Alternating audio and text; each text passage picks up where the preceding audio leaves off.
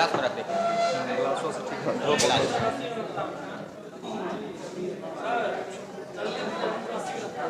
हाँ वही मैं भी सोच रहा हूँ।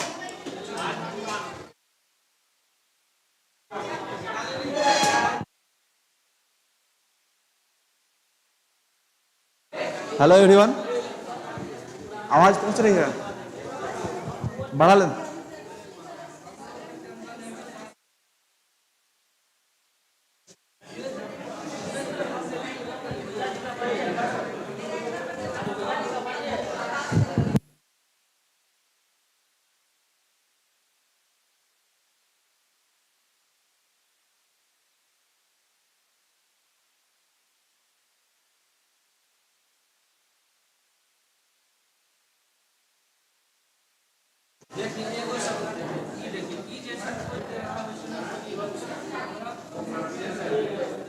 चलिए, आवाज सभी को मिल रही है? ओके। आज का हमारा टॉपिक होगा unit and dimension. Unit and dimension, लेकिन उससे पहले हम आई डिफेक्ट्स के बारे में थोड़ा चर्चा कर लेना चाहते हैं। ठीक है? ठीक है, अभी आवाज क्लियर है? ठीक। आज का हमारा टॉपिक क्या है? Unit and dimension. Unit and dimension topic है, लेकिन उससे पहले 5-10 मिनट के लिए हम थोड़ा चर्चा करेंगे आई डिफेक्ट्स पे। उसके बाद यूनिट डायमेंशन को हम लोग स्टार्ट करेंगे। ठीक है?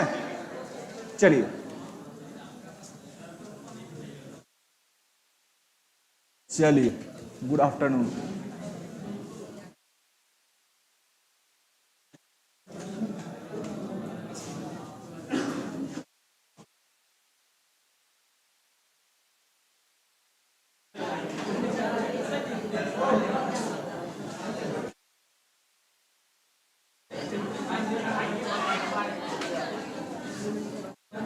चलिए, अब आप लोग कॉन्सेंट्रेट कीजिए।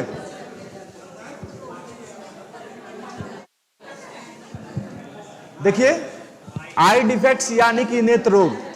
कभी कभी होता क्या है कि आंखों में कुछ गड़बड़ी हो जाती है, जिसके वजह से लोगों को क्या होती है, देखने में तकलीफ होता है।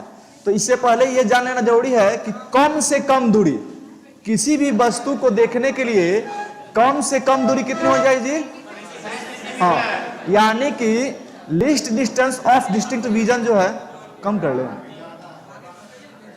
ठीक है? यानी कम से कम दूरी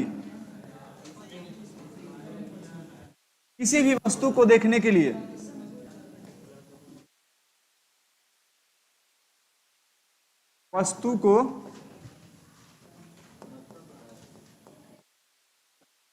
हाँ बस बोल ही रहे हैं, कितना होना चाहिए जी? 25 सेंटीमीटर। 25 सेंटीमीटर जो है वो क्या है? लीस्ट डिस्टेंस है, यानी कि सबसे कम दूरी किसी वस्तु को देखने के लिए। किसी भी वस्तु को अगर क्लियर देखना चाहते हैं तो सबसे कम दूरी कितनी होनी चाहिए? 25 सेंटीमीटर। और अधिक से अधिक कितनी होनी चाहिए? कितनी होनी चाहिए? इनफाइनाइट, यानी अनंत तक। ठीक है? अधिक से अधिक दूरी जो है वो अनंत तक होनी चाहिए। अब देखिए, होता क्या है कि कभी कभी व्यक्ति को चीजों को देखने में गड़बड़ी हो जाती है, जिसको हम लोग कहते हैं आई डिफेक्ट्स यानी कि नेत्र रोग। ये जनरली 3 तरह का रोग होता है: मायोपिया, हाइपरमेट्रोपिया और प्रेसबायोपिया। ठीक है? कौन कौन होता है? Myopia, hypermetropia and presbyopia. Hindi में बोलेंगे तो क्या बोलेंगे? निकट दृष्टि दोष, दूर दृष्टि दोष और जरा दृष्टि दोष। तीनों के बारे में हम देख लेते हैं। ठीक है? हाँ, देखिए, हाँ थोड़ा हम जल्दी जल्दी में चलेंगे, आप लोग पकड़िएगा। मायोपिया, ठीक है? उसके बाद हाइपरमेट्रोपिया। क्या? नहीं, हम बता देते हैं। निकट दृष्टि दोष, पहले इसको समझ लीजिए। मायोपिया, निकट दृष्टि दोष। देखिए, निकट दृष्टि दोष में क्या होता है, जो पहले एक इसका जो है पॉइंट समझ लीजिए, जो दोष होता है ना, वही वस्तु जो है वो क्लियर दिखाई देती है। अगर निकट दृष्टि दोष है तो नजदीक की वस्तु क्लियर दिखाई देगी। मायोपिया है यानी निकट दृष्टि दोष, तो निकट की वस्तु क्लियर दिखाई देगी और दूर की वस्तु जो है वो क्लियर नहीं दिखाई देगी। अगर दूर दृष्टि दोष होगी तो दूर की वस्तु क्लियर दिखाई देगी, नजदीक की वस्तु क्लियर दिखाई नहीं देगी। यानी कि जो दोष होगा वही वस्तु जो है वो क्या दिखाई देती है, क्लियर दिखाई देती है, साफ दिखाई देती है। तो आप लोग समझ गए होंगे कि निकट दृष्टि दोष है तो जो व्यक्ति है उसको कहां की वस्तु साफ दिखाई देगी, नजदीक की वस्तु साफ दिखाई देगी, और दूर की वस्तु उसको क्लियर दिखाई नहीं देगी। तो आप लोग लिख लेंगे कि निकट दृष्टि दोष क्या है, लिखिएगा इस दोष से ग्रसित व्यक्ति, हाँ, इस दोष से ग्रसित व्यक्ति, इस दोष से ग्रसित व्यक्ति को निकट की वस्तु, इस रोग से ग्रसित व्यक्ति को निकट की वस्तु, हाँ, निकट की वस्तु साफ साफ दिखाई देती है। इस रोग से ग्रसित व्यक्ति को निकट की वस्तु साफ साफ दिखाई देती है।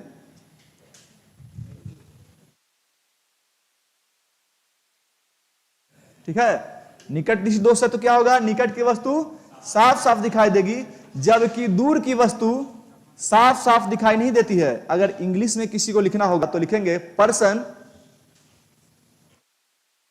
is unable to see, person is unable to see for objects clearly,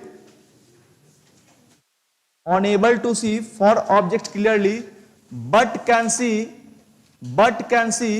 near objects clearly। यानी कि अगर व्यक्ति निकट दृष्टि दोष से पीड़ित है तो दूर की वस्तु उसको स्पष्ट दिखाई नहीं देगी, बल्कि नजदीक की वस्तु उसको क्लियर दिखाई देती है। जानते हैं ऐसा क्यों होता है, क्यों होता है?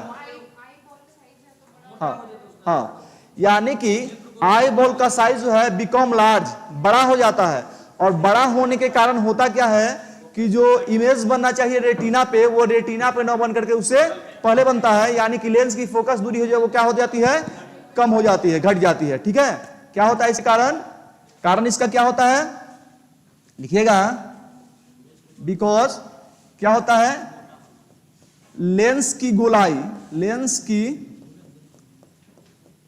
गोलाई क्या होती है, बढ़ जाती है। ठीक है, लेंस की गोलाई जो है वो बढ़ जाती है और फोकस दूरी जो है वो क्या होती है जी, घट जाती है, और फोकस दूरी जो है दूरी घट जाती है। ठीक है, लेंस की क्या होती है, गोलाई जो है वो बढ़ जाती है और फोकस दूरी घट जाती है, जिससे प्रतिबिंब यानी कि इमेज, हाँ, रेटिना के पहले बनता है, दृष्टि पटल के पहले। हाँ, रेटिना यानी कि दृष्टि पटल से पहले बन जाता है। क्या? नहीं,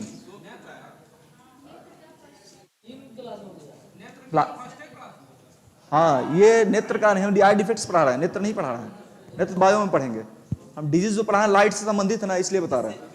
ठीक है, हाँ, इसे रेटिना से पहले बन जाता है। ठीक है, अब देखिए इसमें होगा क्या, क्या लिखें,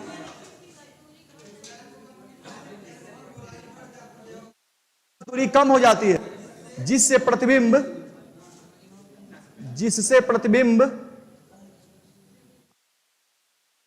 रेटिना से पहले बन जाता है, जिससे प्रतिबिंब रेटिना से पहले बन जाता है। और इस दोष को ठीक करने के लिए क्या किया जाता है जी, अवतल लेंस का इस्तेमाल किया जाता है। यानी it is corrected by concave lens. आप पिछले 2-3 दिन से क्लास में नहीं थे? अच्छा, it is corrected by concave lens, it is corrected by concave lens. यानी इसे अवतल लेंस लिखिएगा, इससे अवतल लेंस का इस्तेमाल करके ठीक किया जा सकता है। क्वेश्चन पूछेगा कि निकट दृष्टि दोष दूर करने के लिए किस लेंस का इस्तेमाल किया जाता है? अवतल लेंस का इस्तेमाल किया जाता है। ठीक है,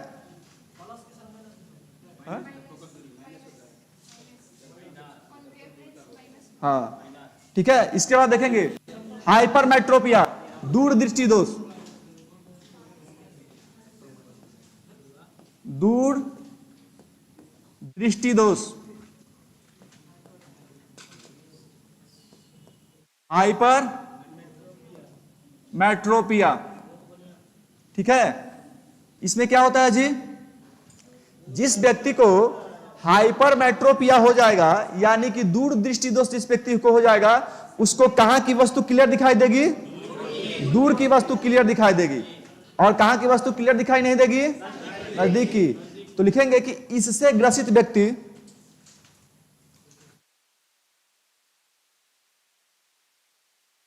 संजीत कुमार, ज्योग्राफी नहीं होगा क्या? आज ज्योग्राफी था? आज ज्योग्राफी नहीं है? हाँ, आज हिंदी है। फिजिक्स के क्लास के बाद संजीत आज हिंदी है, ज्योग्राफी की क्लास आज नहीं है। हाँ, क्या लिखे? हाँ, इससे ग्रसित व्यक्ति को पास की वस्तु, अगर दूर दृष्टि दोष है तो पास की वस्तु कैसे दिखाई देगी? नहीं दिखाई देगी।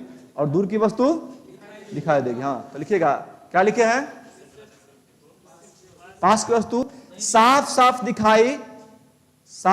दिखाई नहीं देती है, जबकि दूर की वस्तु स्पष्ट दिखाई देती है। जबकि दूर की वस्तु स्पष्ट दिखाई देती है।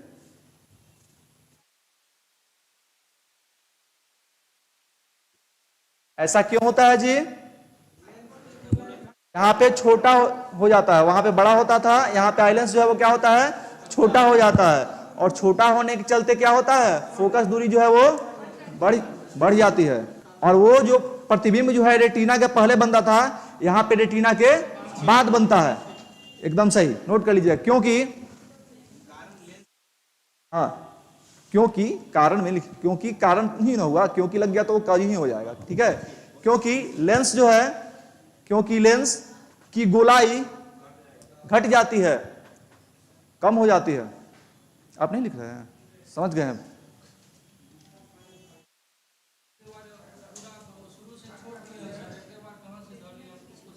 और आप नहीं थे ना, इसलिए आपको नहीं समझ में आ रहा। ठीक है, क्या लिखे? नहीं, आज हम केवल आई डिफेक्ट्स बता रहे हैं, नेत्र नहीं बता रहे हैं। ये आई डिफेक्ट्स है, नेत्र रोग, डिजीज बता रहे हैं। जो नेत्र पढ़ना है वो आप बायो में पढ़ेंगे। ठीक है, हम लाइट से रिलेटेड करके जो डिजीज है, क्योंकि हर पॉइंट को तो हम पूरा एकेडमिक टाइप नहीं ले पढ़ाएंगे। हमको 6-7 क्लास मिलेगा, उसी में फिजिक्स खत्म करा, 4था क्लास है लाइट का। ठीक है, उस तरह से नहीं ले पाएंगे। चलिए, क्या लिखे हैं? पढ़ना है तो हर चीज को हम नहीं रख पाएंगे। जो इंपॉर्टेंट है, जहां से क्वेश्चन आएगा वो मैं बता रहा हूं।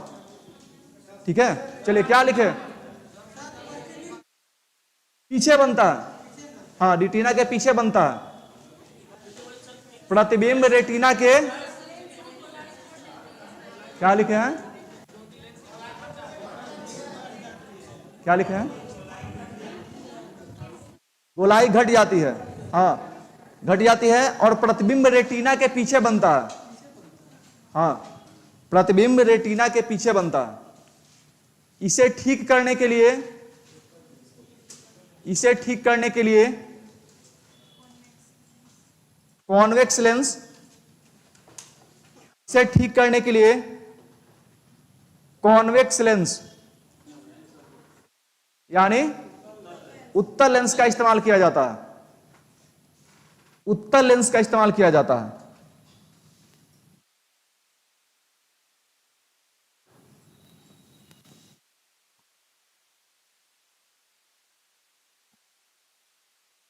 हाँ, जरा दृष्टि दोष, इसे कहते हैं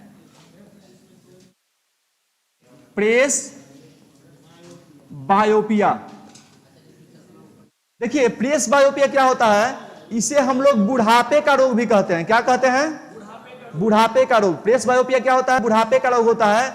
अगर किसी व्यक्ति को प्रेस बायोपिया हो जाता है तो उसको ना तो नजदीक की वस्तु क्लियर दिखती है, ना तो दूर की वस्तु क्लियर दिखती है। हाँ, ठीक है। क्या होता है, न तो नजदीक की वस्तु क्लियर दिखती है, न तो दूर की वस्तु क्लियर दिखती है। और हाँ, तो इसमें क्या कहा जाता है, और जनरली जो लोग 40 से ऊपर के हो जाते हैं, जिनका एज 40 से ऊपर हो जाता है, उनको आप देखिएगा कि वो क्या होते हैं, पेस बायोपिया का शिकार हो जाते हैं। और वैसे लोगों को क्या होता है, एक ही चश्मे में दोनों लेंस का इस्तेमाल किया जाता है। उनके लिए एक ही चश्मे में क्या होता है, दोनों लेंस का इस्तेमाल किया जाता है, जिसको हम लोग क्या कहते हैं, हाँ, उसको क्या बोलते हैं, बाइफोकल लेंस। ठीक है, बाइफोकल लेंस यानी कि उसी में दोनों लेंस, उत्तल लेंस और अवतल लेंस दोनों का इस्तेमाल किया जाता है। ऐसे वो चश्मा होता है, आप लोग देखेंगे वो चश्मा कैसा होता है।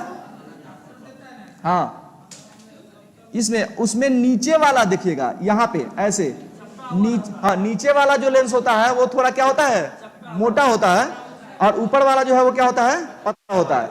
ठीक है, ऐसे ये लेंस, ऐसे ही उनका चश्मा होता है। आप लोग बुढ़ापे में जो लोग को देखे होंगे, उनको ऐसा दिखाई देता है, नहीं देता है, दिखाई देता है ना। हाँ, तो उसमें देखिएगा नाक पे रखता है तो ऐसे करके भी देखते हैं और फिर ऐसे करके भी देखते हैं। ऐसा देखेंगे, नहीं देखे हैं, है ना।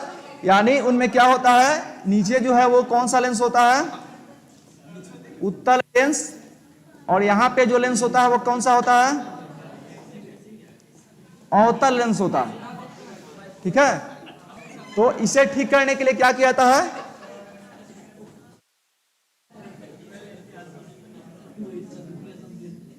बाइफोकल लेंस का इस्तेमाल किया जाता है। तो नोट कीजिएगा, पेस बायोपिया यानी कि जरा दृष्टि दोष। ठीक है, इस रोग से ग्रसित व्यक्ति को, इस रोग से ग्रसित व्यक्ति को, इस रोग से ग्रसित व्यक्ति को न तो पास की वस्तु स्पष्ट दिखाई देती है, न ही दूर की वस्तु स्पष्ट दिखाई देती है। इंग्लिश में लिखना होगा तो क्या लिखेंगे, person is unable to see near and far objects clearly. यानी कि वो व्यक्ति जो है वो क्या है, निकट दृष्टि दोष और दूर दृष्टि दोष दोनों से पीड़ित हो जाता है, हुआ ना।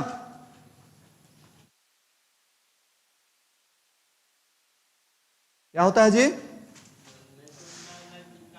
हाँ, ऐसे व्यक्ति को न तो नजदीक की वस्तु क्लियर दिखाई देती है, न तो दूर की वस्तु क्लियर दिखाई देती है। अर्थात वो व्यक्ति जो है वो निकट दृष्टि दोष और दूर दृष्टि दोष दोनों से पीड़ित हो जाता है। और इसे दूर करने के लिए, ऐसे दूर करने के लिए,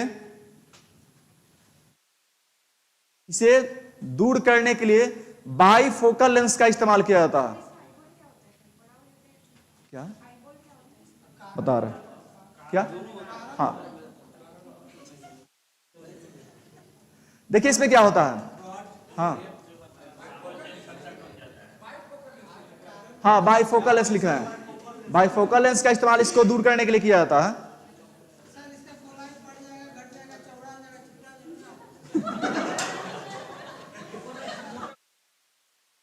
बता रहा हूं, देखिए इसमें क्या होता है, इसमें नहीं, देखिए यहां पे होता क्या है, लिखिएगा,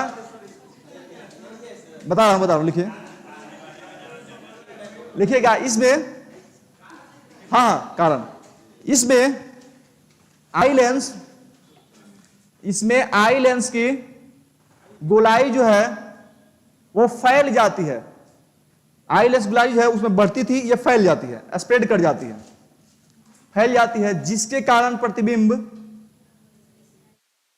फैल जाती है, स्प्रेड कर जाती है। हम लोगों को सूचना लेट से मिल रहा है sir, Deepak Kumar Mandal. Eye lens जो है, इसमें आई लेंस फैल जाता है, स्प्रेड कर जाता है, जिससे प्रतिबिंब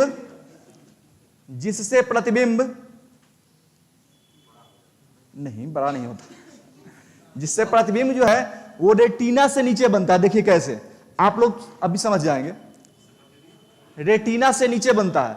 आप लोग देखिए, हम लोग किसी भी चीज को देखते हैं, पहले लिख लीजिए, लिख लिए हैं आप लोग, किसी भी वस्तु को कैसे देखते हैं, हम लोग कैसे देखते हैं, हम लोग किसी, हाँ, आंख से ही देखते हैं किसी वस्तु को। जब वस्तु को देखते हैं, प्रकाश पड़ता है, वहां से रिफ्लेक्ट होता है, हम तो चीजों को देखते हैं। लेकिन जब हम देखते हैं तो उसका उल्टा प्रतिबिंब जो है हमारे रेटिना पर बनता है ना। तो चीजों को देखते हैं और उसका उल्टा प्रतिबिंब जब रेटिना में बनता है तो उसका मैसेज जो है ऑप्टिकल नर्व की वजह से कहां तक, ब्रेन तक पहुंचता है। हमारे पूरे बॉडी को कंट्रोल करने का काम कौन करता है? ब्रेन करता है ना। तो ये कैसे मैसेज वहां तक पहुंचता है? ऑप्टिकल नर्व की वजह से पहुंचता है। जो ऑप्टिकल नर्व होता है वो मैसेज को ट्रांसफर करता है ब्रेन तक, और ब्रेन को पता चलता है कि हमने इन चीजों को क्या किया है? देखा है। और उस देखने के बाद जब उन चीजों को ब्रेन को पता चलता है, तब वो फिर ऑप्टिकल नर्व के साथ क्या करता है? मैसेज भेजता है। कहां पे? जिस पार्ट से बॉडी का जो पार्ट उसके ऊपर एक्शन कर रहा होता है उसको मैसेज देता है। हाँ, नर्वस सिस्टम यानी कि जो ऑप्टिकल नर्व होता है, तंत्रिका नाड़ी जिसको बोलते हैं, उसके माध्यम से तो वहां से मैसेज आता है। और तब आप अगर उसको एक्शन कर, मान लीजिए कि यहाँ पे पानी का बोतल रखा हुआ है, हमको पानी पीना है, तो कैसे पता चलता है? आंख से दिखेगा, उसका प्रतिबिंब जब बनेगा कहां पे? रेटिना पे। तो रेटिना को पता चलेगा कि वहां पे क्या है, और वो जब ब्रेन तक पहुंचेगा तब ब्रेन ना उसको क्या करेगा? आपके नर्वस सिस्टम के जो ऑर्गन है उसको बताया, उसके माध्यम से वहां तक मैसेज ट्रांसफर करेगा कि वहां पे पानी रखा है, आप उठा करके उसको पी सकते हैं, है ना।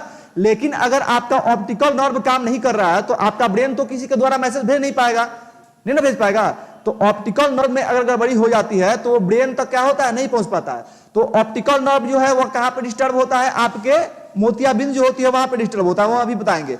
और उसी ऑप्टिकल नर्व के ऊपर रेटिना से नीचे, मान लीजिए कि जैसे देखिए यहां पे रेटिना होता है, ठीक है, और ये मान लीजिए वस्तु हुई, तो यहां से जब रिफ्लेक्ट होता है, प्रतिबिंब बनना यहां चाहिए, लेकिन ये कहां बनता है? प्रतिबिंब जो है इसके नीचे, ये रे प्रकाश किरण आती है और इसके नीचे बनता है। इसी के कारण जो है वो देखने में क्या होती है? किनको?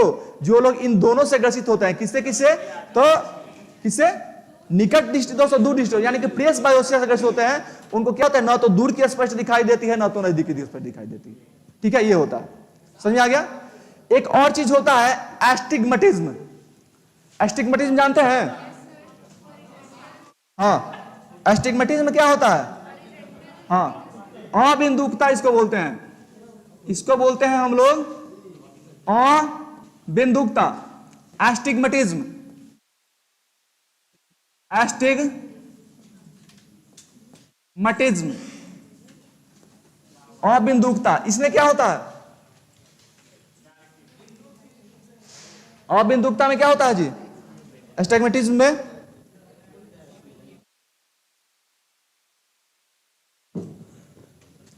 इस रोग से जो ग्रसित व्यक्ति होता है उसको हॉरिजेंटल और वर्टिकल लाइन में अंतर स्पष्ट नहीं कर पाता। हाँ, इसके कारण जब हॉरिजेंटल और वर्टिकल लाइन में अंतर स्पष्ट नहीं कर पाता है तो उसको चलने में परेशानी होती है। क्या करने, किसमें परेशानी होती है जी? चलने में। यानी कि जब वो चलता है तो उसको समतल जगह भी पता नहीं चलता कि वो समतल है कि ऊंचा खाला है। ठीक है, यानी जिसको एस्टिग्मेटिज्म होता है वो वर्टिकल लाइन और हॉरिजेंटल लाइन दोनों में अंतर स्पष्ट नहीं कर पाता। यानी कि सीधी रेखा, जो सीधी खड़ी रेखा होती है और जो क्षैतिज रेखा होती है, उन दोनों में वो अंतर स्पष्ट नहीं कर पाता है। और उस कंडीशन में उसको कहां में परेशानी होती है? चलने में परेशानी होती है। और इस प्रकार के रोग को दूर करने के लिए किस लेंस का इस्तेमाल किया जाता है? बेलनाकार लेंस, सिलेंड्रिकल लेंस का इस्तेमाल किया जाता है। अगर नोट करना चाहे तो नोट कर सकते हैं। ठीक है, अबिंदुकता लिखिएगा। इस रोग से ग्रसित व्यक्ति को, इस रोग से ग्रसित व्यक्ति को खड़ी रेखा और क्षितिज रेखा, खड़ी रेखा और क्षितिज रेखा में क्या होता है? वो अंतर स्पष्ट नहीं कर पाता है। उसको ये पता ही नहीं चलता है कि रेखा जो है वो खड़ी है कि क्षितिज है। क्षैतिज ठीक है, तो उसको ये पता नहीं चलता है।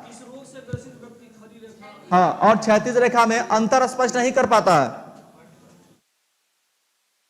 हॉरिजॉन्टल लाइन और वर्टिकल लाइन में अंतर स्पष्ट नहीं कर पाता है,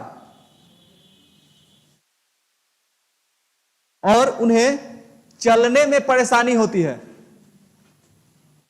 और उन्हें चलने में परेशानी होती है। ठीक है, इस रोग को दूर करने के लिए, इस रोग को दूर करने के लिए सिलेंड्रिकल लेंस, सिलेंड्रिकल लेंस यानी कि बेलनाकार लेंस का इस्तेमाल किया जाता है। इसे दूर करने के लिए सिलेंड्रिकल लेंस यानी बेलनाकार लेंस का इस्तेमाल किया जाता है। आप कुछ बोल रही हैं? अच्छा लगा हुआ है। इसका मतलब प्रॉब्लम हुआ होगा। ठीक है, अब देखेंगे कैटरेक्ट, मोतियाबिंद। बेलनाकार लेंस का इस्तेमाल किया जाता है, बेलनाकार लेंस का इस्तेमाल किया जाता है।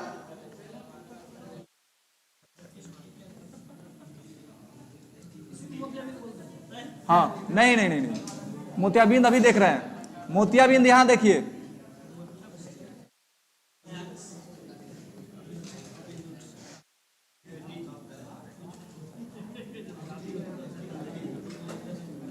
मोतियाबिंद।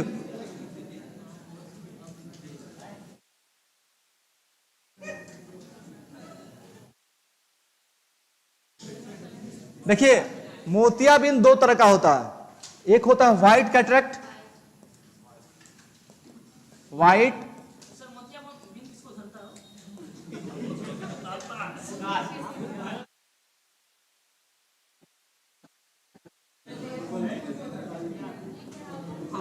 और ब्लैक कैटरेक्ट। देखिए अभी पता चल जाएगा, अभी पता चल जाएगा किसको होता है। ठीक है, इसको कहते हैं सफेद मोतियाबिंद और इसको कहते हैं काला मोतियाबिंद।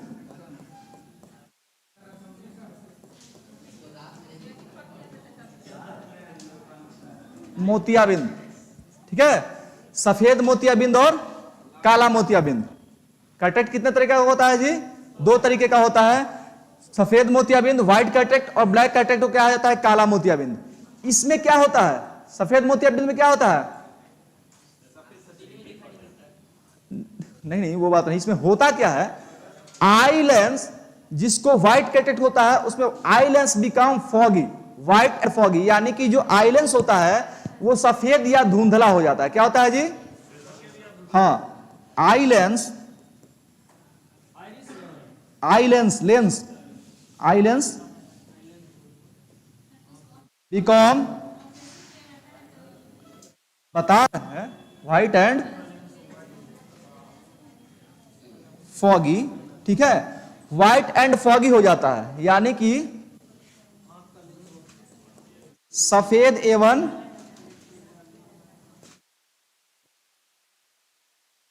धुंधला हो जाता है। ठीक है, क्या होता है जी? जिसको व्हाइट कैटरेक्ट होता है उसमें क्या होता है, उसका आईलेंस जो है वो व्हाइट एंड फॉगी हो जाता है या फिर ओपेक भी हो जाता है, अपारदर्शक भी हो जाता है। लेकिन दोनों का कंडीशन जो है वो अलग अलग होता है कि कब ओपेक होगा और कब जो है व्हाइट एंड फॉगी होगा। जानते हैं व्हाइट एंड फॉगी कब होता है? व्हाइट एंड फॉगी क्यों होता है? नहीं, ओके।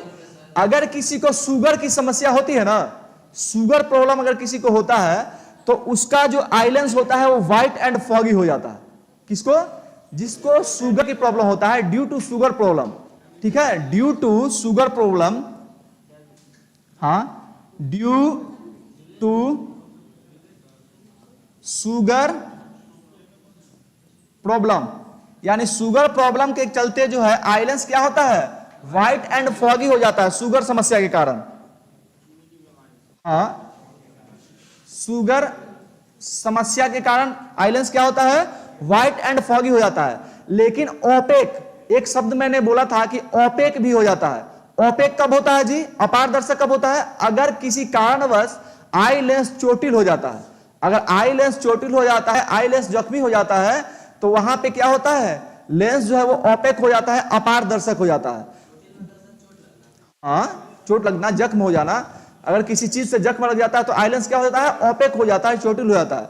तो जब ओपेक हो जाता है तो उसको ठीक करने के लिए फेको विधि का इस्तेमाल किया जाता है। ठीक है, और जब व्हाइट एंड फॉगी होता है तो इसको दूर करने के लिए क्या किया जाता है? लेजर टेक्निक, लेजर विधि का इस्तेमाल किया जाता है। ठीक है,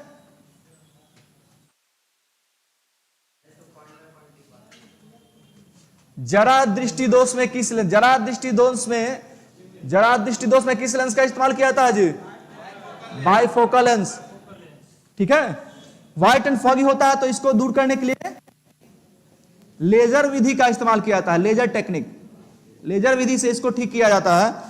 और अगर ओपेक अपारदर्शक होता है, और अगर अपारदर्शक होता है तो उसे ठीक करने के लिए फेको विधि का इस्तेमाल किया जाता है। फेको मेथड, फेको विधि।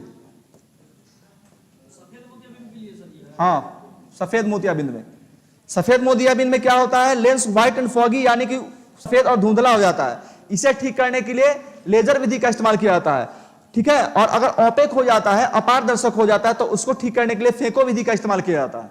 अपारदर्शक क्यों होता है, लिखवा देते हैं। अपारदर्शक क्यों होता है, चोट लगने की वजह से, जब लेंस जख्मी हो जाता है तब। और व्हाइट एंड फॉगी क्यों हो जाता है, शुगर प्रॉब्लम की वजह से। क्या लिखना चाह रहे हैं, ठीक है, लिख लीजिएगा। सफेद मोतियाबिंद को लिखिएगा। सफेद मोतियाबिंद में नहीं, उन लिखना चाहते हैं, अगर आप ये लिख लिए हैं तो इसी से समझ में आ जाएगा। ये लिख लिया है ना, लिख लिया है ना, हाँ तो हो गया। सफेद मोतियाबिंद में आई लेंस, सफेद मोतियाबिंद में आई लेंस सफेद एवं धुंधला हो जाता है। कौन सा, ड्यू टू शुगर प्रॉब्लम, यानी शुगर समस्या के कारण। इसे शुगर समस्या के कारण होता है तो देखने, उसको ठीक करने के लिए क्या किया जाता है, लेजर टेक्निक का इस्तेमाल किया जाता है। और अगर अपारदर्शक यानी ओपेक हो जाता है तो इसे ठीक करने के लिए फेको विधि का इस्तेमाल किया जाता है। हाँ, क्या लिखे हैं आप, धुंधला हो जाता है, इसे ठीक करने के लिए लेजर विधि का इस्तेमाल किया जाता है। फिर से बोले, फिर से बोले, सफेद एवं धुंधला हो जाता है, आई लेंस सफेद एवं धुंधला हो जाता है, बता देते हैं, ठीक है। सफेद एवं धुंधला हो जाता है, इसके लिए लिखे तो बोलिएगा, आवाज नहीं क्लियर मिल रहा है, ठीक है। हाँ, हो गया, सफेद धुंधला हो जाता है, हो गया। इसे ठीक करने के लिए लेजर विधि का इस्तेमाल किया जाता है, जिसको चोट लग जाता है, ठीक है, हो गया। और यदि इसे ठीक करने के लिए लेजर विधि का इस्तेमाल किया जाता है, यहां पे लिखा हुआ है, और यदि आई लेंस अपारदर्शक हो जाता है, तो अपारदर्शक क्यों होता है जी, ओपेक क्यों होता है, चोट लगने की वजह से, ठीक है। चोट लगने की वजह से वो क्या हो जाता है, ओपेक हो जाता है। और उसको ठीक करने के लिए फेको विधि का इस्तेमाल किया जाता है। फेको विधि,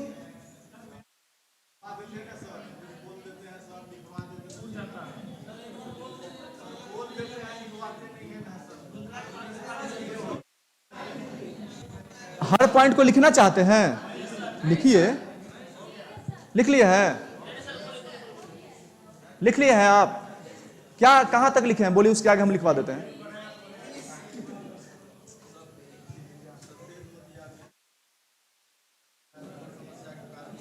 हाँ, इसे ठीक,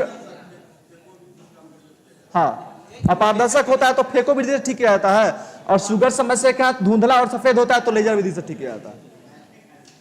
हो गया, दोनों लिख लिया है आप लोग। फेको विधि वाला नहीं लिखे अभी।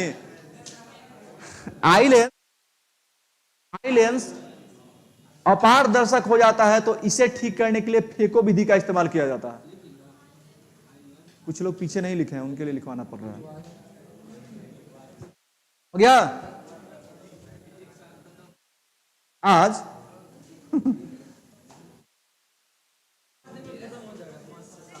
मिलना तो उतना ही था, 4 तो आज ही हो गया क्लास।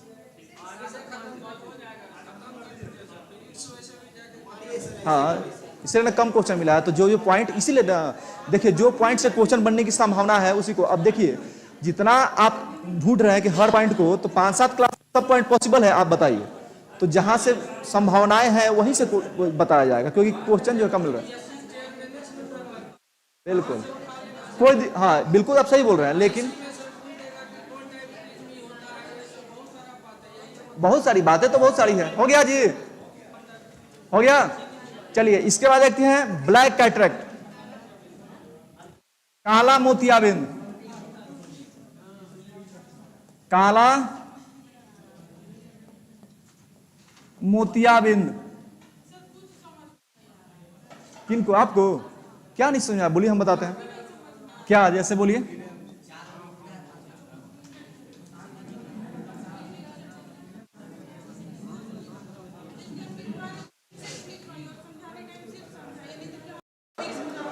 अभी आपको क्या नहीं समझ में बोलिए, हम बताते हैं।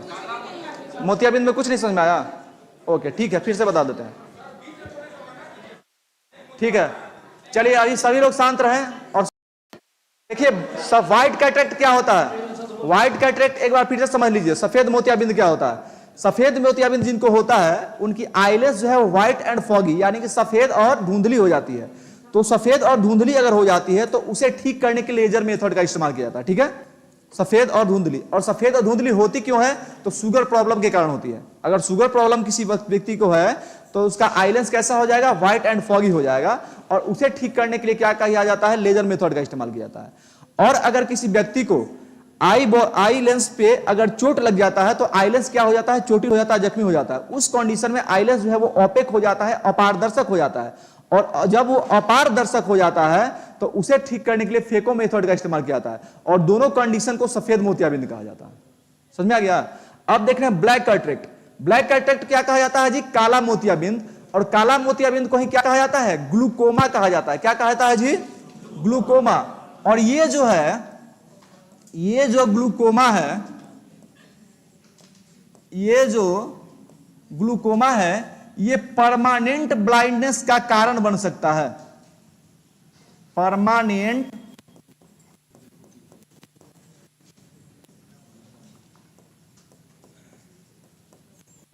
ठीक है, ये परमानेंट ब्लाइंडनेस का क्या बन सकता है? कारण बन सकता है। ये होता क्यों है? ये होता क्यों है?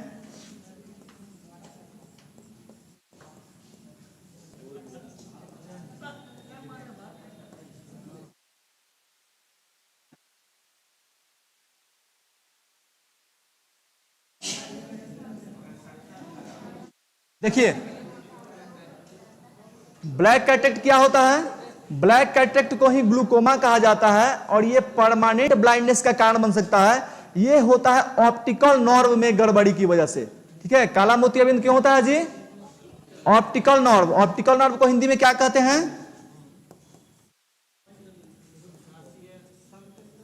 तंत्रिका नाड़ी। ठीक है, तंत्रिका नाड़ी में गड़बड़ी की वजह से क्या होता है? काला मोतियाबिंद होता है। जो कि अभी थोड़ी देर पहले हम बता रहे थे।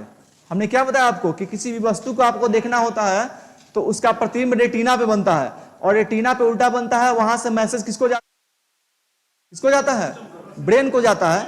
ब्रेन को जाता है और ले जाने का काम कौन करता है? ऑप्टिकल नर्व करता है।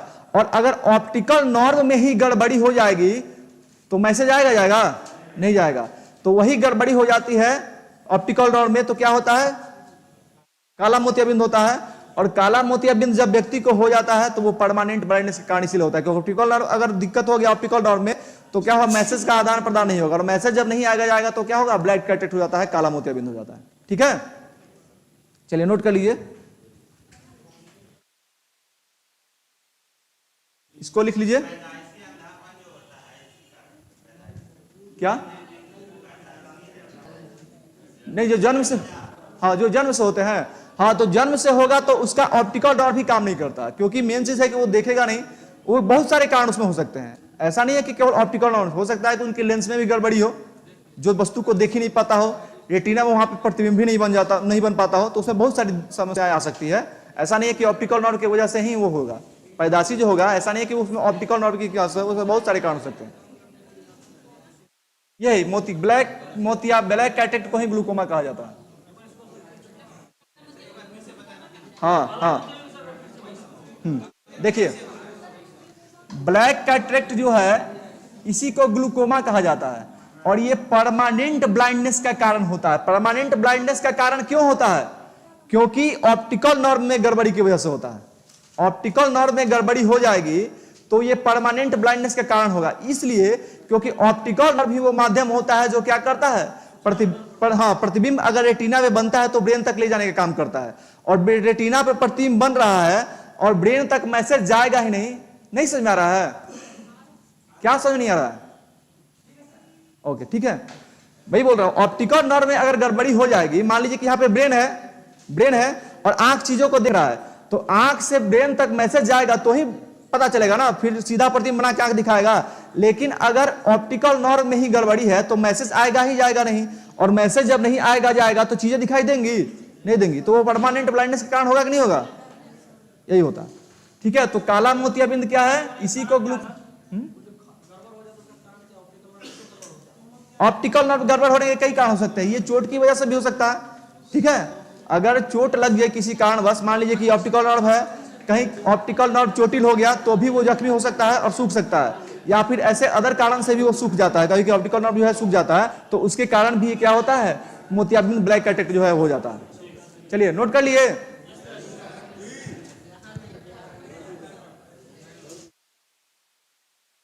चलिए हो गया तो बताइएगा। चलिए आगे बढ़ते हैं। चलिए अब ध्यान दीजिए,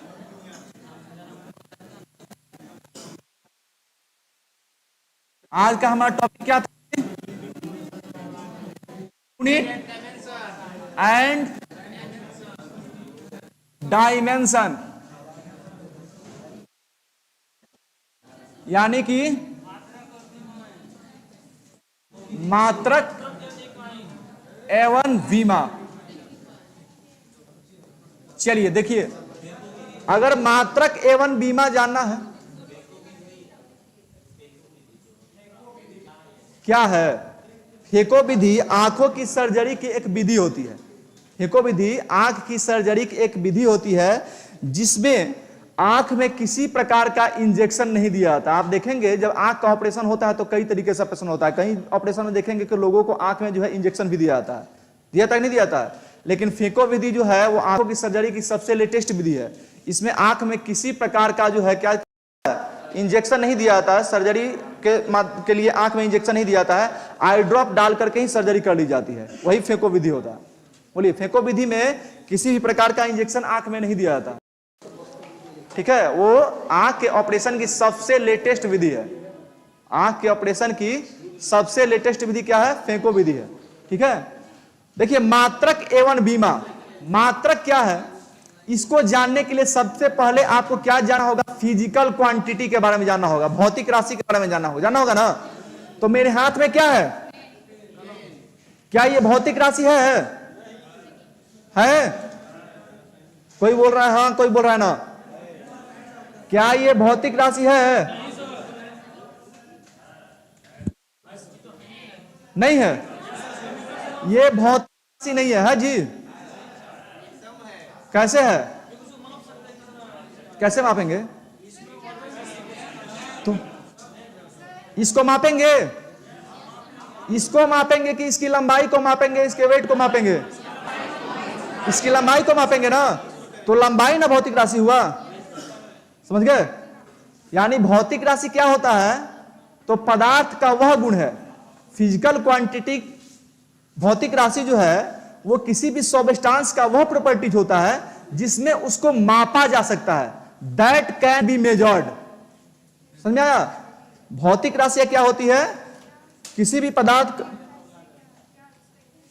फिजिकल क्वांटिटी, फिजिकल क्वांटिटी वो प्रॉपर्टी होता है किसी पदार्थ का जिसको मेजर किया जा सकता है, जिसको क्या किया है, मापा जा सकता है। जैसे ये हाथ में मेरे एक पेन है, ये पेन भौतिक राशि नहीं है, लेकिन इसकी लंबाई जो है वो क्या है, भौतिक राशि है। इसका वेट जो है वो क्या है, भौतिक राशि है, क्योंकि वेट को हम लोग मेजर कर सकते हैं, इसकी लंबाई को हम लोग मेजर कर सकते हैं। तो जिसको हम लोग मेजर करेंगे वही जो है ना इसका भौतिक, उसी को ना भौतिक राशि कहा जाता है जी, फिजिकल क्वांटिटी। इसको जानने के लिए सबसे पहले क्या जानना होगा, इसको जानने के लिए सबसे पहले यह जानना है कि भौतिक राशियां क्या है। और भौतिक राशियां क्या होती है, फिजिकल, ठीक है, फिजिकल क्वांटिटी होती है भौतिक राशियां। तो भौतिक राशियां क्या है, ठीक है, भौतिक राशि क्या होती है, तो भौतिक राशियां पदार्थ का वह गुण है जिसमें, लिखना चाहेंगे तो लिख लेंगे, भौतिक राशियां पदार्थ का वह गुण है। सोनाली कुमारी, ब्लैक कैटरेक्ट को हमने बोर्ड पे लिखवा दिया है, आप बाद में भी इसको लिख सकती है वहीं से देख करके। ठीक है, भौतिक राशियां को क्या लिखा, हाँ, पदार्थ का वह गुण है जिसका वह गुण है जिसका मापन जिसका मापन किया जा सकता है।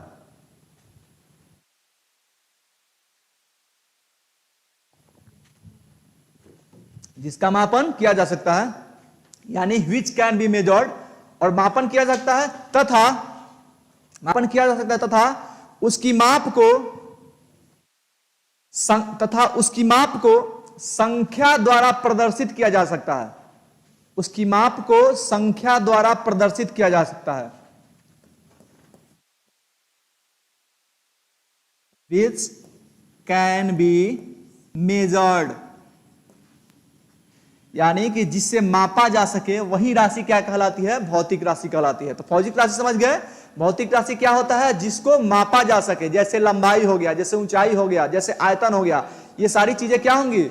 ये फिजिकल क्वांटिटी हुई ना, इसको मापा जा सकता है। और मापने के बाद क्या किया जा सकता है? इसको मापने के बाद क्या कहता है? किसी संख्या द्वारा प्रदर्शित किया जा सकता है। और देखिए, किसी भी भौतिक राशि को व्यक्त करने के लिए दो चीजों की जरूरत होती है। किसकी किसकी जी? किसी भी भौतिक राशि को प्रेजेंट करने के लिए, बताने के लिए दो चीजों की जरूरत होती है। क्या क्या? पहला न्यूमेरिकल वैल्यू यानी संख्यात्मक मान, और दूसरा यूनिट यानी कि मात्रक। दो चीजों की जरूरत होती है ना जी। मान लीजिए आप किसी दुकानदार के पास जाते हैं, कोई चीज खरीदना, चीनी खरीदना है, आप कैसे पूछते हैं उसको?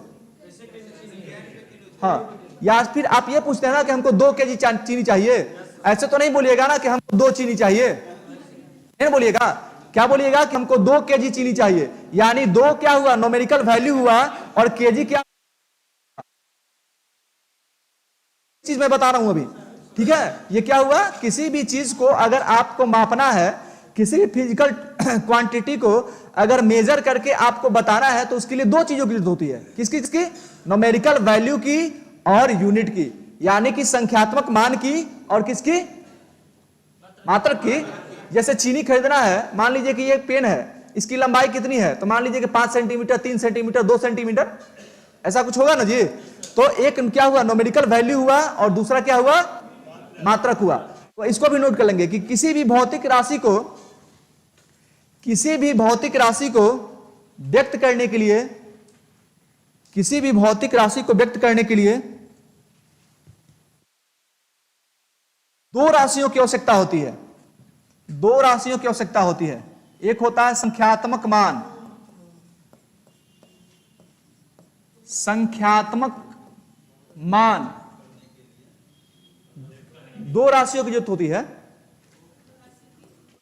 दो राशियों की जरूरत होती है, न्यूमेरिकल वैल्यू और मात्रक यानी कि यूनिट, ठीक है? संख्यात्मक मान और यूनिट, दो चीजों की जरूरत होती है ना जी। जैसे एग्जाम्पल के लिए आप क्या लिख लेंगे? 5 केजी कोई चीज खरीदने जाते हैं तो क्या बोलते हैं? एक न्यूमेरिकल वैल्यू बोलते हैं और एक उसका यूनिट बोलते हैं, तब आपको वो चीजें मिलती है, या फिर आप व्यक्त कर पाते हैं। कर पाते हैं कि नहीं कर पाते हैं? अब देखिए, जब इन चीजों को मापना है तो इसके लिए क्या जरूरत पड़ती है? इसको मापने के लिए किसकी जरूरत पड़ती है? मात्रक मापन की पद्धति की जरूरत होती है, कि किस पद्धति में इसको मेजर किया जाएगा। तो 1971 में जब एसआई यूनिट, हाँ एसआई यूनिट जो है उसकी जरूरत होती है। लेकिन जब एसआई यूनिट नहीं था, जब एसआई यूनिट प्रचलन में नहीं था, 1971 में एसआई यूनिट आया, उसके पहले किसी भी वस्तु को मापने के लिए मात्रक मापन की 3 पद्धतियां प्रचलन में थी। कितनी पद्धतियां प्रचलन में थी जी? 3 पद्धतियां जो है वो प्रचलन में थी।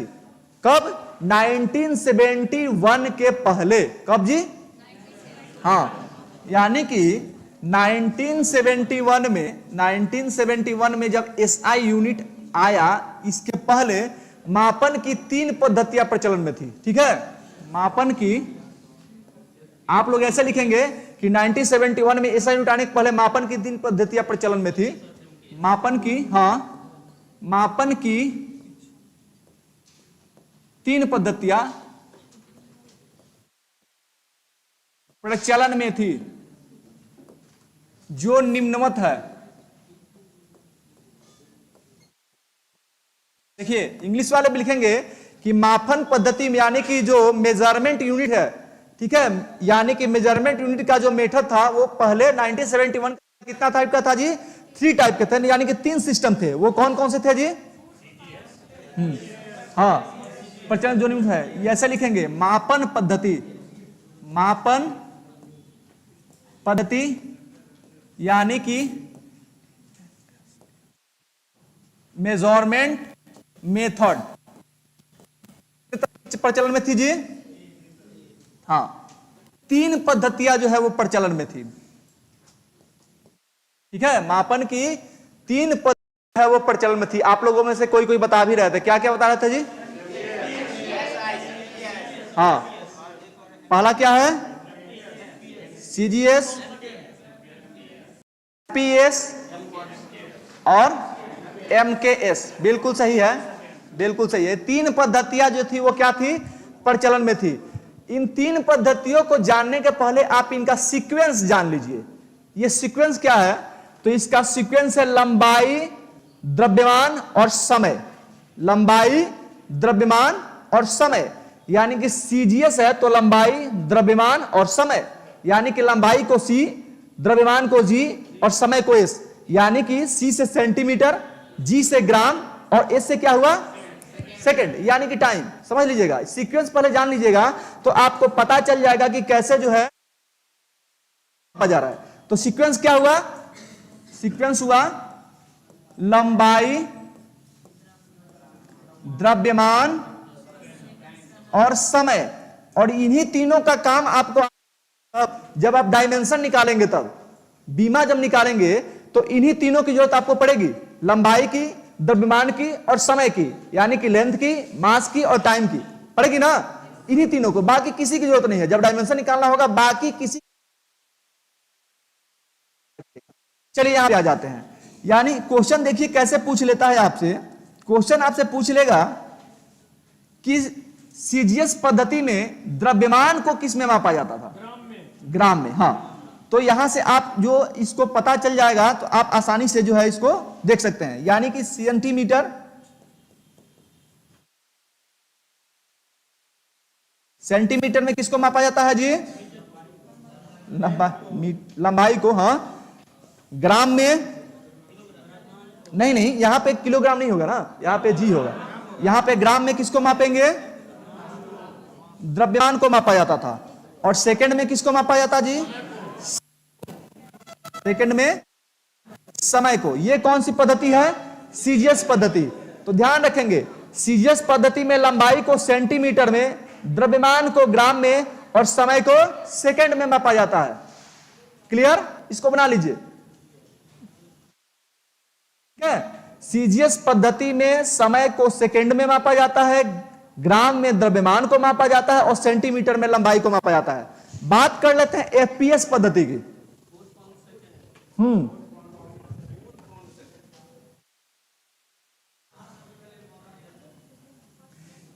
सीजीएस पद्धति को हम लोग फ्रेंच या मीट्रिक पद्धति भी कहते हैं। अब आपको पता चल गया होगा। हाँ, ठीक है।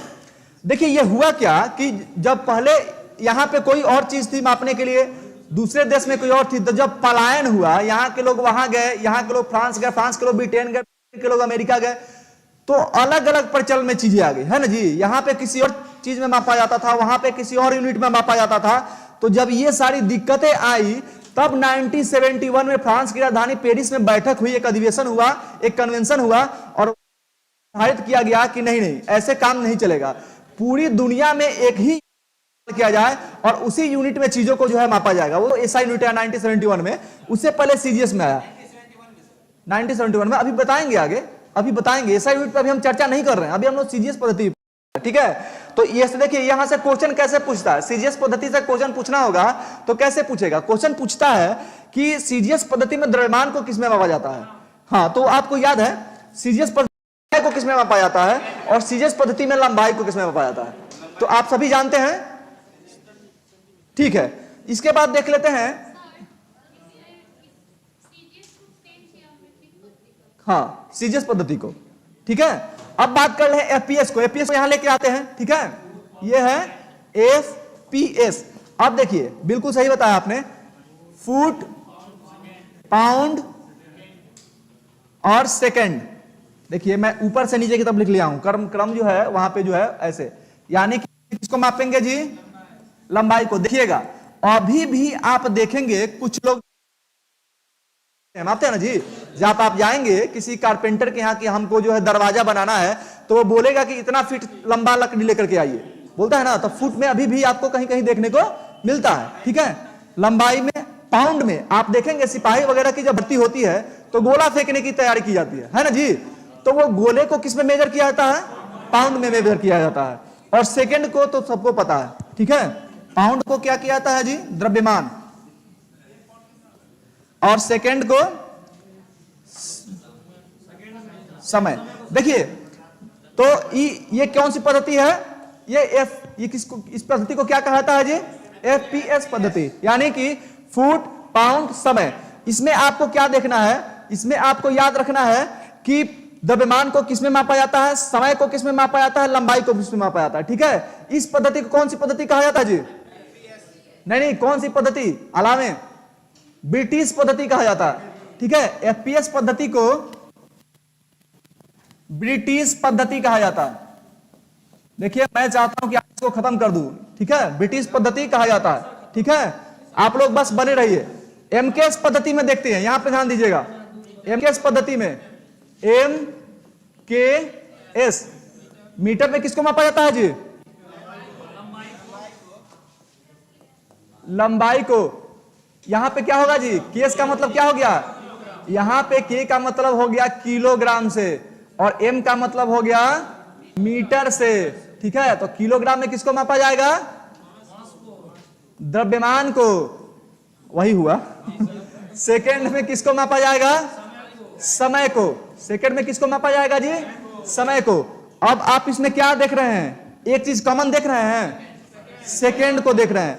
यानी कि तीनों पद्धति में, चाहे वो पद्धति कौन सी है? CGS है, चाहे वो पद्धति FPS है, चाहे वो पद्धति MKS है, तीनों पद्धतियों में जो है समय को किसमें मापा जा रहा है? सेकंड में मापा जा रहा है। तो CGS पद्धति, FPS पद्धति, MKS पद्धति, तीनों पद्धति समझ में आ गई? बोलिए। अच्छा, इस पद्धति को क्या कहा जाता है? इस पद्धति को भी मीट्रिक पद्धति कहा जाता है। MKS को भी क्या कहा जाता है? हाँ, मीट्रिक पद्धति जो है कहा जाता है। अब देखिए इन तीनों का प्रचलन कब था? इन तीनों का प्रचलन कब था? SI यूनिट से पहले। यानी SI यूनिट जब आया 1971 में, उसके पहले ये सारी पद्धतियां जो थी वो उसके पहले थी। लेकिन ये सभी पद्धतियां कब बंद हुई? जब SI यूनिट आया। वो कब आया जी? लिखिएगा अंतरराष्ट्रीय पद्धति। लिखिए आप लोग, एक पॉइंट दीजिएगा, अंतरराष्ट्रीय पद्धति। हाँ, अंतरराष्ट्रीय पद्धति। हाँ बिल्कुल, एकदम सही है। अंतरराष्ट्रीय पद्धति, इसको इंटरनेशनल सिस्टम बोल सकते हैं जी। बिल्कुल बोल सकते हैं।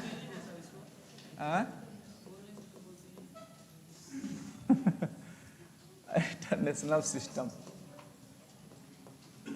अंतरराष्ट्रीय पद्धति। देखिए अंतरराष्ट्रीय पद्धति, मात्रक की अंतरराष्ट्रीय पद्धति ऐसा यूनिट है ना।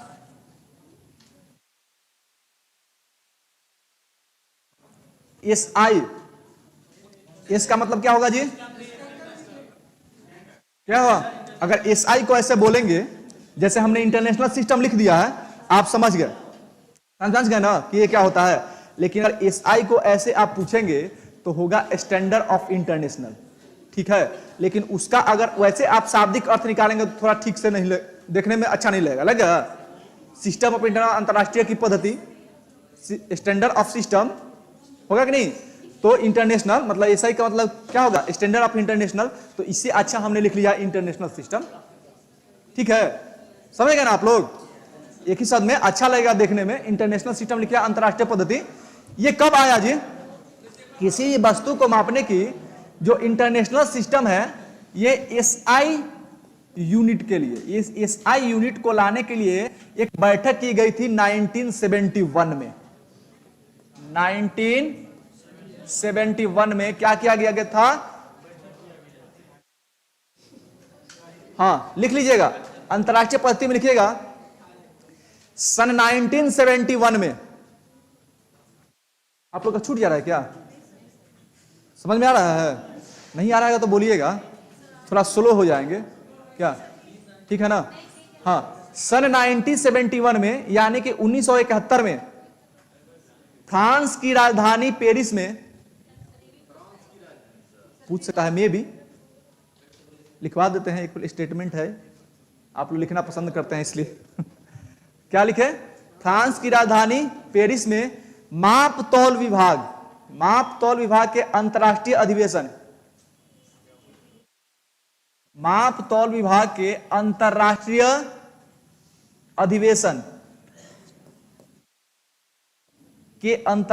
अधिवेशन भाग माप तौल विभाग के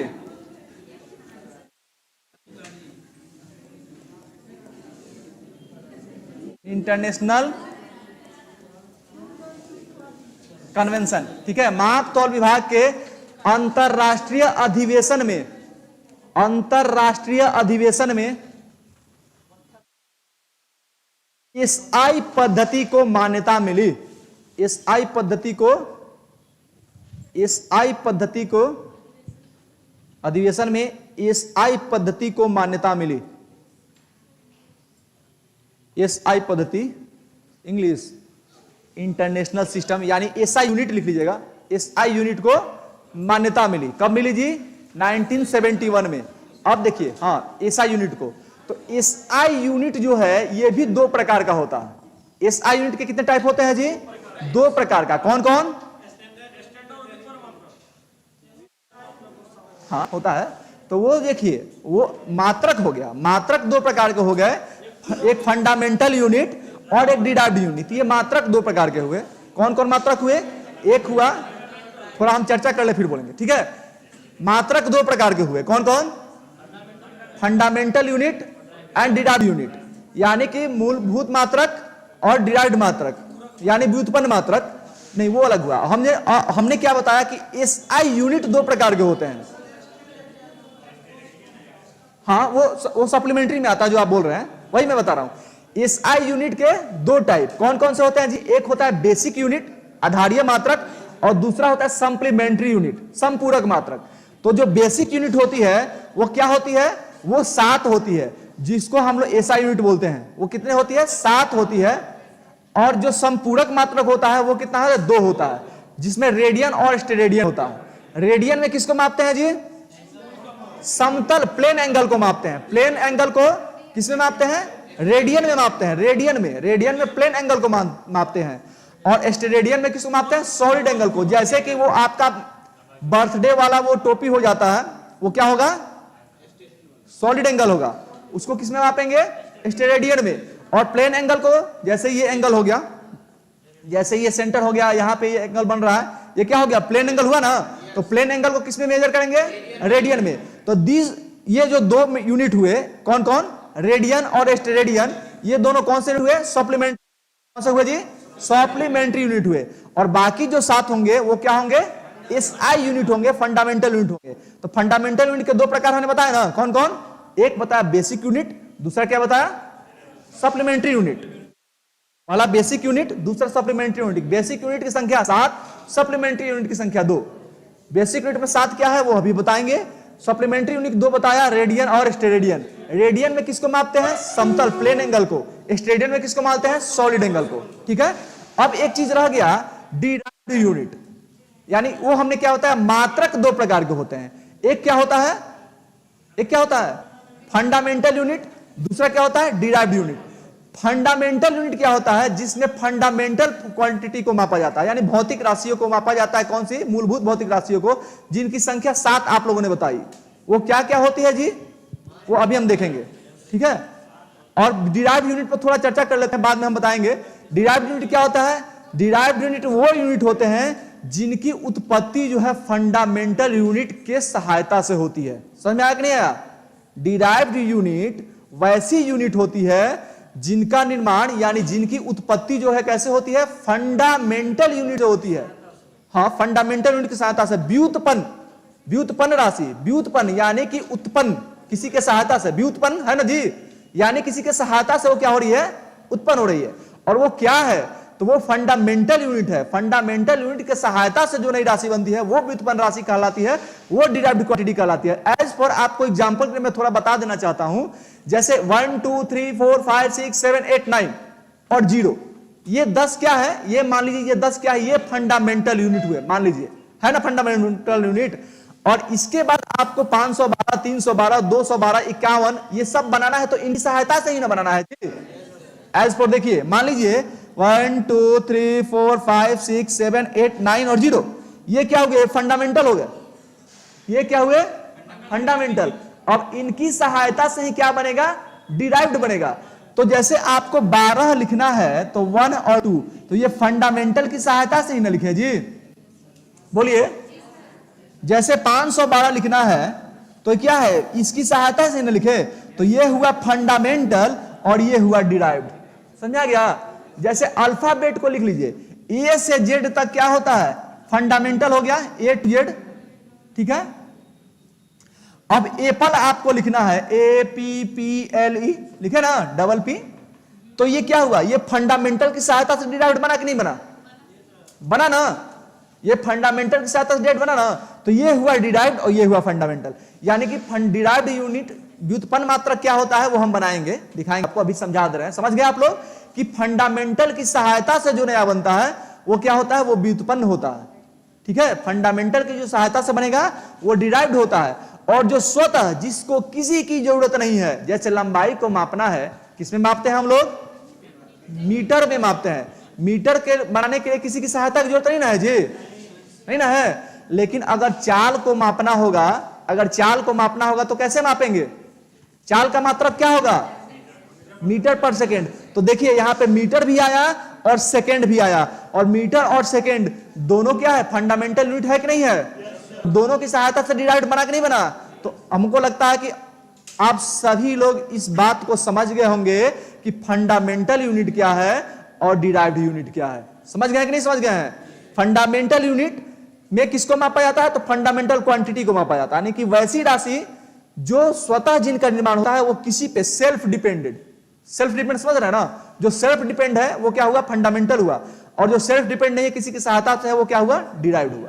ठीक है, बात समझ गए आप लोग। आगे बढ़े हम लोग बोर्ड पे, ओके।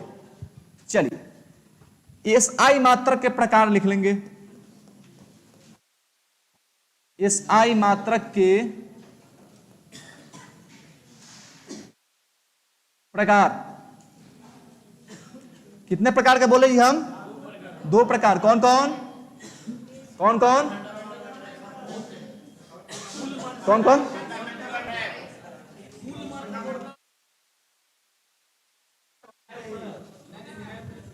अभी तो हम वही बता रहे थे। नहीं नहीं नहीं, हाँ क्या बोल रहे हैं आप, बिल्कुल सही। अभी तो हमने बताया था ना आप लोगों को कि एक बेसिक मात्रक होता है और एक संपूरक मात्रक होता है, वो एसआई मात्रक के प्रकार हुए। और मात्रक के 2 प्रकार हुए, कौन कौन सा, फंडामेंटल और डिराइव्ड। यही कंफ्यूजन जो है दिमाग में सेट करना है। एसआई मात्रक के 2 प्रकार कौन कौन से हुए, बेसिक और संपूरक। ठीक है, बेसिक यूनिट, इसको आप लोग फंडामेंटल यूनिट बेशक बोल सकते हैं। ठीक है, और ये क्या हुआ, सप्लीमेंट्री यूनिट, यानी कि संपूरक मात्रक। और ये क्या हुआ, इसको आधारी मात्रक बोल सकते हैं। लिखिएगा, इनकी संख्या 7 होती है, इसको अलग लिखवाएंगे। ठीक है, इनकी संख्या कितनी होती है जी, हाँ इनकी संख्या 2 होती है। क्या क्या होता है जी, हाँ समतल कोण, प्लेन एंगल, और दूसरा क्या होता है? ठोस कोण सॉलिड एंगल। सॉलिड एंगल इसको किस में मापते हैं जी? रेडियन में। और इसको किस में मापते हैं? स्टेरेडियन में। ठीक है, ये दोनों हुआ। और इनकी मात्रक जो है वो 7 होती है। इसको अब हम दिखाएंगे, इसको कर लीजिए तो फिर यहां पे दिखाते हैं। इनकी संख्या 2 है। इनकी संख्या 2 होती है, समतल कोण प्लेन एंगल और ठोस कोण सॉलिड एंगल। ठीक है,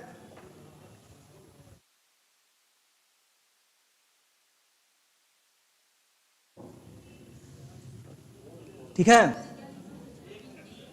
कौन सा? सप्लीमेंट्री यूनिट, संपूर्ण। इनकी संख्या 2 होती है, समतल कोण प्लेन एंगल और सॉलिड एंगल। प्लेन एंगल को रेडियन में मापा जाता है, सॉलिड एंगल को स्टेरेडियन में मापा जाता है। इनकी संख्या 7 होती है। इनकी संख्या 7 क्या क्या होती है आप सभी लोग जानते हैं, जानते हैं ना जी? क्या हो जाएगा? लंबाई हो जाएगा, ठीक है, लंबाई हो जाएगा, द्रव्यमान हो जाएगा, समय हो जाएगा, तापमान हो जाएगा, विद्युत धारा हो जाएगा, पदार्थ का परिमाण हो जाएगा। कितना हुआ? ज्योति तीव्रता हो जाएगा। कितना हुआ? 7 हुआ ना? 6 ही हुआ। केल्विन टेम्परेचर है, हम बोल देते हैं। इसको पहले लिख लीजिए फिर बोल देते हैं। पहले इसको लिख लीजिए फिर बोल देते हैं। लंबाई, समय, द्रव्यमान, तापमान, ठीक है, अमाउंट ऑफ सब्सटेंस, ज्योति तीव्रता और विद्युत धारा। 7 हुए ना जी? 7 हुए कि नहीं हुए? 7 हुए। बिल बोल देते हैं। अच्छा, हम बोल देंगे तो आप लोग लिख लेंगे कि हम बोर्ड पे लिख दें? ये बताइए। बोल देंगे तो लिख लेंगे ना? बोर्ड पे लिख दें? बिल्कुल लिख देंगे एकदम। हाँ, ऐसे आप लोग बोलेंगे। आप लोग नोटबुक में एक तरफ लिखेंगे राशि। समझ लीजिए, पहले मेरी बात को सुनिए। आप लोग नोटबुक में एक तरफ लिखेंगे राशि। राशि ऐसे लिखा जाता है, ठीक है? आप लोग एक तरफ लिखेंगे राशि, एक तरफ लिखेंगे मात्रक, फिर लिखेंगे संकेत और फिर लिख लेंगे बीमा। यहीं पे ऐसे लिखिए, ठीक है? ऐसे लिख लीजिए।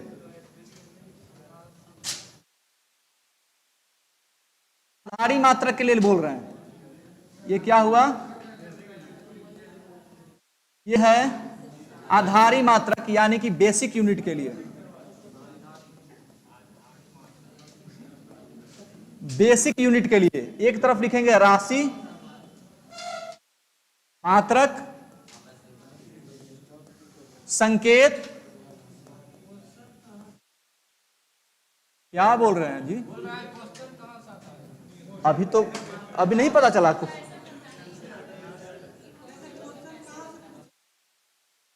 बिल्कुल पूछेगा। हाँ,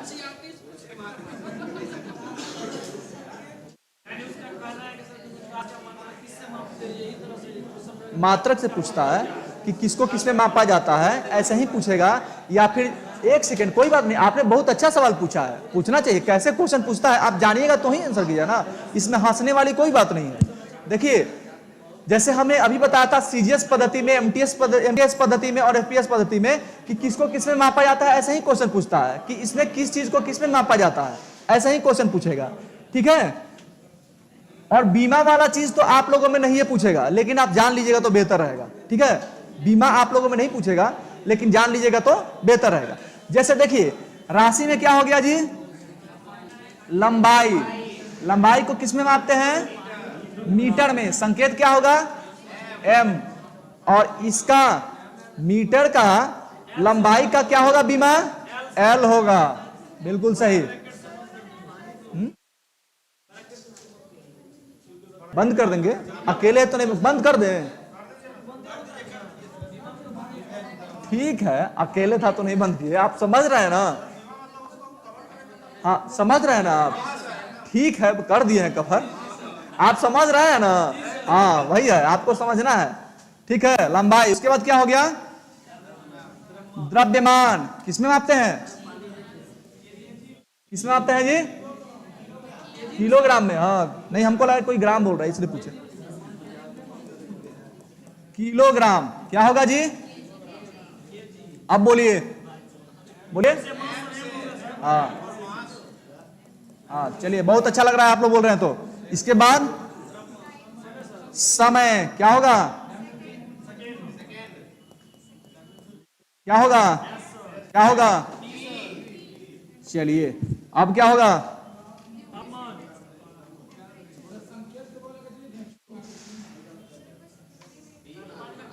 किसका संकेत? बीमा लिखे हैं, बीमा। संकेत के बगल में बीमा लिखे हैं, बोल देते हैं।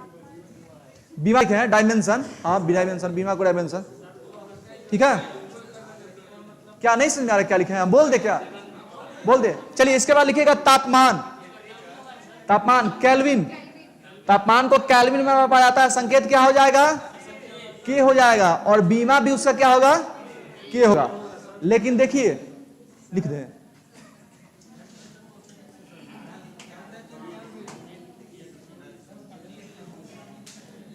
अब देखिए बीमा में मतलब, डायमेंशन में मतलब ऊपर वाले यही तीन से है, इन्हीं तीन को याद रखिएगा, ठीक है। केल्विन, तापमान लिख लिए। तापमान को किसमें मेजर किया जाता है? इसके बाद लिखिएगा विद्युत धारा। विद्युत धारा, हाँ, करंट को एम्पियर में मापा जाता है।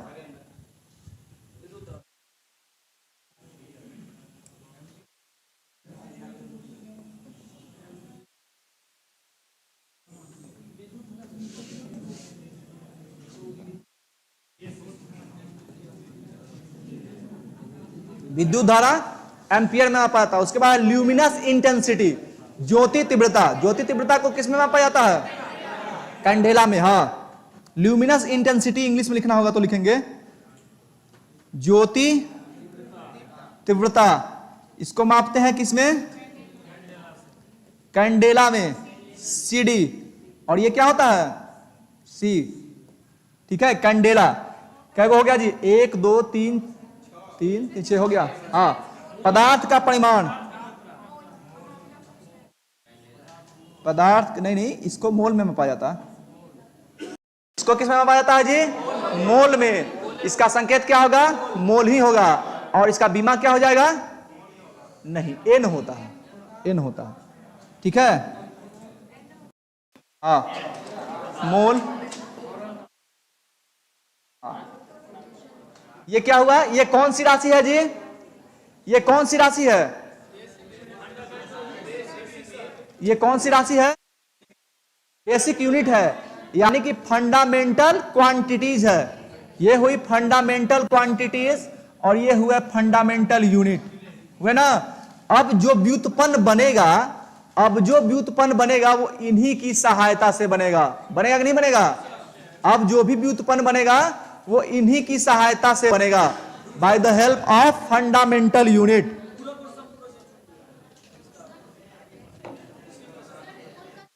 क्या छूट गया है? बताए नहीं, तो पहले ही बता दिए थे। इसके पहले ही यहीं पे बता दिए थे, नहीं लिखे थे आप? लिख दे, नहीं लिखे? लिख लेते ना। MOL, मोल, और ये N, ठीक है। चलिए चलिए इसके आगे कल कंटिन्यू करेंगे। टाइम हो गया ना आप लोगों का?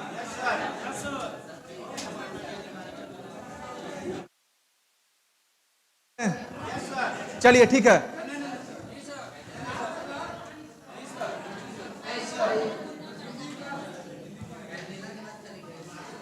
हिंदी पढ़िएगा, खत्म कर दें?